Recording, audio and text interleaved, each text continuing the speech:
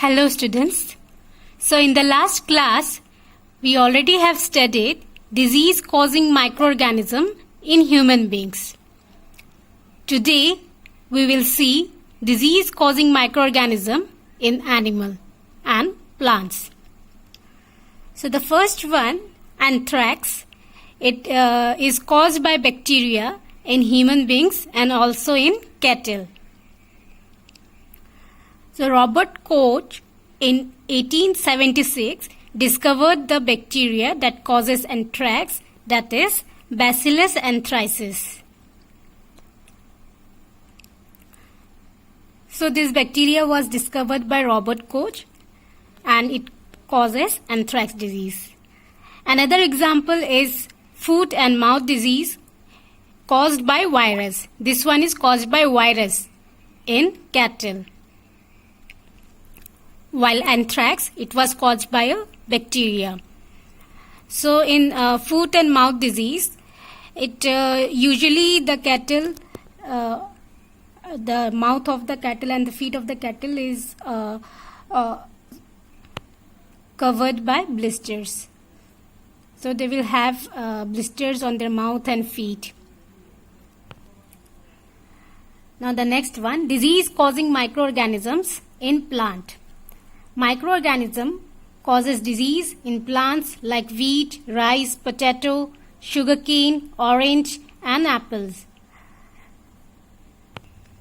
And due to such disease, it reduces the yield of the crop. So there are some examples of disease causing microorganisms in plant. The first one is citrus canker. So this disease is caused by a bacteria and the mode of transmission is air. Citrus canker, it usually occurs in citrus plant like the orange or lemons. It occurs in those plants. The second one, rust of wheat. It is caused by a fungi and the mode of transmission is air and infected seeds. So it occurs in wheat. The third one, yellow vein mosaic of bhindi, or we commonly call that okra. This one is caused by a virus and the mode of transmission is through insect. So these are the examples of disease causing microorganisms in plant.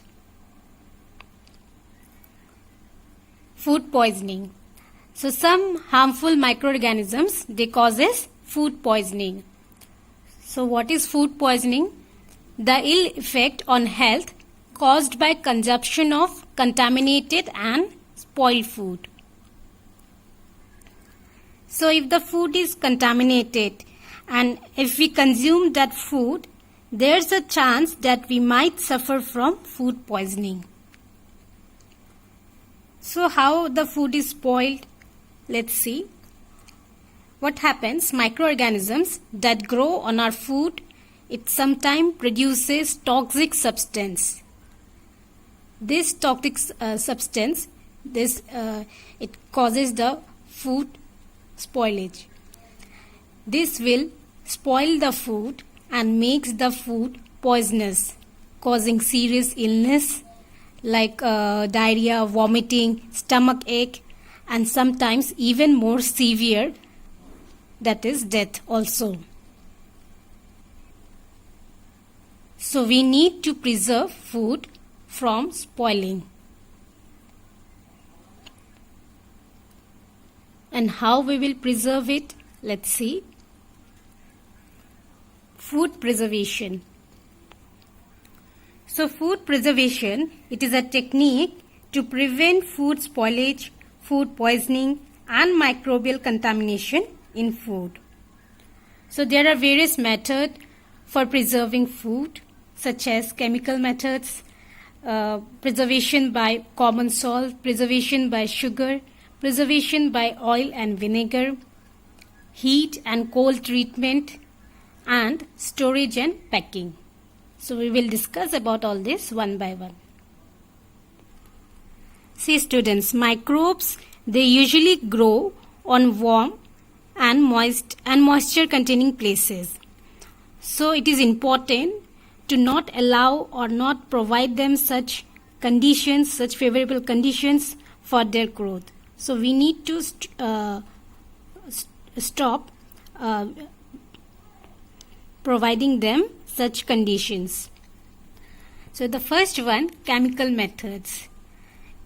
Chemicals, it prevent the growth of microbes. Salt and edible oils are common chemicals to prevent microbial growth, and these are also called as preservatives. So what are preservatives?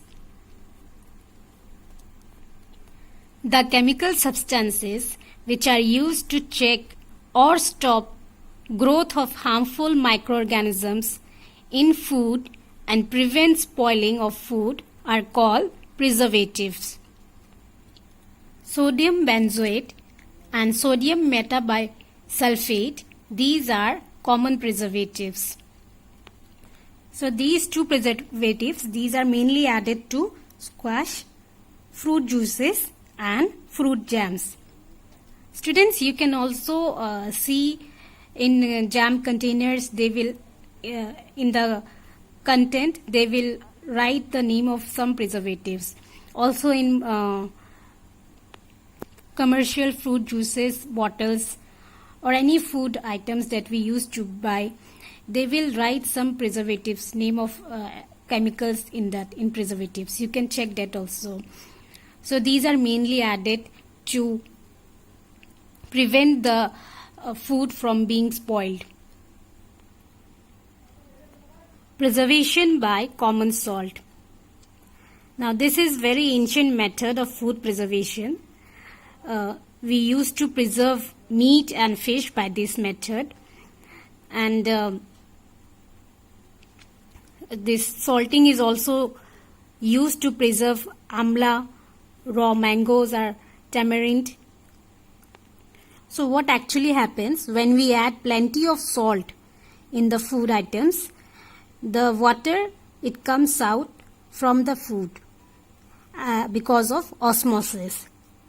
So due to the absence of moisture content will reduce.